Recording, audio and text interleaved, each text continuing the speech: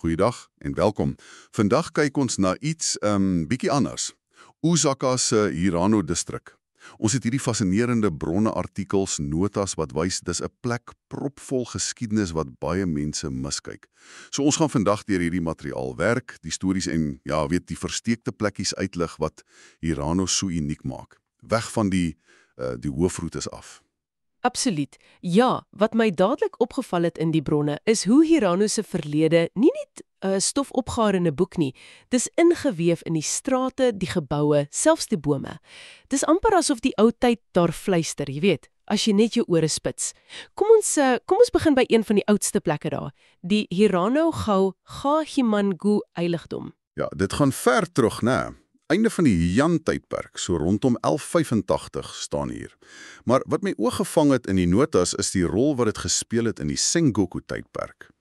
Daai onstuimige tyd. Ryk handelaarsfamilies, die Soyoshi, die Hirano, het die heiligdom ondersteun. Maar dit was seker meer as net wel geloof. O ja, beslis, dit was 'n strategiese skuif. Hulle het fondse, hout en so aan geskenk aan die groot koppe soos Oda Nobunaga en Toyotomi Hideyoshi. En in ruil. Presies. In ruil het hulle handelsvoorregte gekry en dit het Hirano laat blom. Dit het die plek in 'n besige sentrum verander. En die wonderlike ding is, jy kan vandag nog die fisiese bewyse daarvan sien. Agter die hoofgebou is daar 'n reuse kamferboom, 'n kusunoki. Die bronne sê dis oor die 800 jaar oud. Kan jy glo? Dis ongelooflik.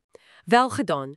Die notas noem dat dit glo die hoofsaal beskerm het tydens die Genroku aardbewing in 1707. Dis nogal iets. Om onder daai boom te staan, sê die een bron, voel jy amper die polsslag van die eeue.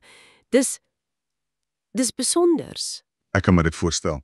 En dan is daar ook Hideyoshi se klippoort, die torii. Juis, daai tradisionele poort, 'n geskenk van Hideyoshi self, 1585, as dankie vir die handelaar se ondersteuning.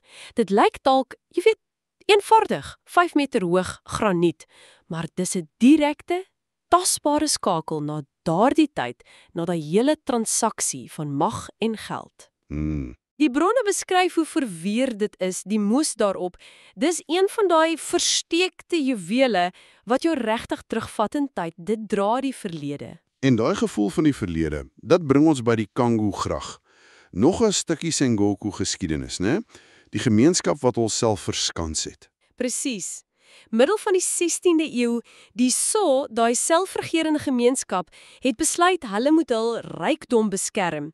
So hulle grawe toe hierdie massiewe grag rondom 'n hele nedersetting. Die bronne sê dis oor 5 meter breed, 3 meter diep. Dis enorm. Ja, en gevul met water. En klei hierdie glo met skerp bamboespenne onder die water versteek.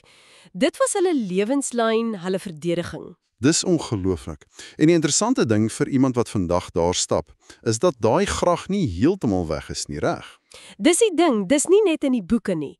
Die meeste daarvan is opgevul. Dit vorm nou die basis vir strate soos Hirano-hon, Machidori.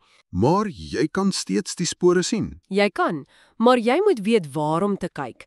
Die bronne sê jy moet soek vir sulke onopvallende blou steenmerkers, naby die distrikskantoor, ou winkels. Daar staan op Punya Hangwal Jiki, oorblyfsels van die Hirano-grag. Dis amper soos 'n skattejag deur die dorp. Ek hou daarvan. En daar selfs 'n plek, ergens in Nagayoshi Nagahara, waar 'n klein watertjie, skaars 'n meter breed, nog vloei, soos 'n haarvat van daai ou grag, wat hardkoppig oorleef tussen die huise. Dis fascinerend. Regtig 'n versteekte juweel. So dis nie net die groot monumente nie, maar hierdie klein leidrade ook. Die bronne noem ook ander sulke fluisteringe, die Kofun-grafhuiwels in Nagahara. Dit gaan nog verder terug. Ja, dis reg. Praat van 1500 jaar gelede. Dit wys op vroeë magjebers en ook immigrante-invloede, die Torajin soos hulle genoem word, en dat jy vandag nog van daardie klein heuweltjies, konmori, tussen die huise kan sien. Dis moontlik oorblyfsels, weer eens laag op laag geskiedenis. Presies, en dit bring ons by daai ander plekkie wat genoem word die Kajaya-apteek. Ag ja, die ou Mashiya, die dorpshuis uit die Edo-tydperk. Wat my daarvan bybly, is die beskrywing van die reuk. Ja, die medisinale kruie wat jy glo steeds kan ruik. En die ou hout. Dis soos om in 'n lewende museum in te stap. Dit gee jou 'n gevoel vir die alledaagse lewe van daardie tyd. Dis 'n goeie punt. Dit voel meer geleef. Ja, dit vorm alles deel van dieselfde prentjie. Die heiligdom, die grag, die ou winkel. Dis 'n plek waar geskiedenis nie net onthou word nie. Dis deel van die omgewing. Jy voel dit. So as ons nou alles so saamvat, wat sê hierdie bronne vir ons oor Girano? Dis duidelik nie die glans en die liggies van sentrale Osaka nie. Dis eerder 'n plek waar jy letterlik oor die laag van geskiedenis struikel. In 'n boom, 'n stuk klip, die draai van 'n straat, selfs 'n reuk. Ek dink die ware juwele is die stories agter dit wat jy sien.